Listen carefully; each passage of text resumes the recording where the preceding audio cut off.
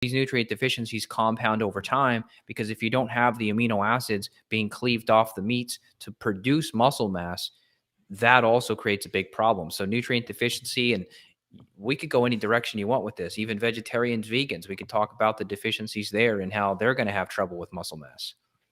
Yep, 100%. So, of course, if we have vegan, vegetarian, we're not going to get enough carbohydrate, we're not going to get enough protein typically.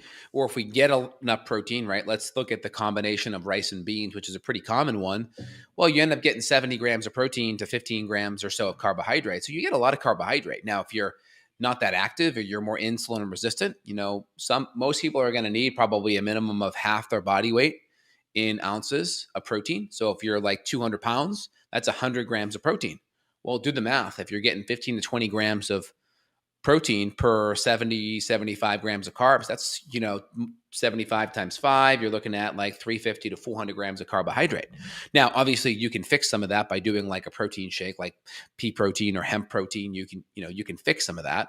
But again, you're still relying on artificial sources, not whole food sources. Now, the benefit of animal products is you're going to get all the protein, none of the carbs, and you typically get their grass-fed and pasture-fed. You're going to be getting excellent, good fatty acids along with it, and you won't be getting a lot of the excess omega-6 fatty acids like you're going to get on the vegetarian, vegan side. So you have this nutritional density that you get on the animal side, which is wonderful. And as long as we're choosing, avoiding the factory farm, we're doing grass-fed, pasture-fed, you're going to be in great shape. And the next thing after vegan, vegetarian is low stomach acid. So if we have achlorhydria, low stomach acid, and that typically connects with low enzymes too, we may have a hard time breaking down a lot of that protein. So I know when you had some of your gut infections years ago, I think you had Cryptosporidium, Giardia, H. pylori. That's it. The three amigos, right? And so when you had this gut infection, you also had lower stomach acid, lower enzyme levels. So supplementing the enzymes and the acids so we can break down those amino acids, and then also adding in or cutting out the bugs is helpful. And then sometimes adding in some amino acids in a free form can be helpful, because 40% of the energy that you get from the protein actually goes into digesting the protein. It's like having a credit card with a 40% transaction fee, right? Very expensive. So there is some benefit by doing amino acids. It's already broken down, but we still want to make sure the whole food is dialed in and that we're getting enough. We're getting access to the whole food nutrients via hydrochloric acid and enzymes too.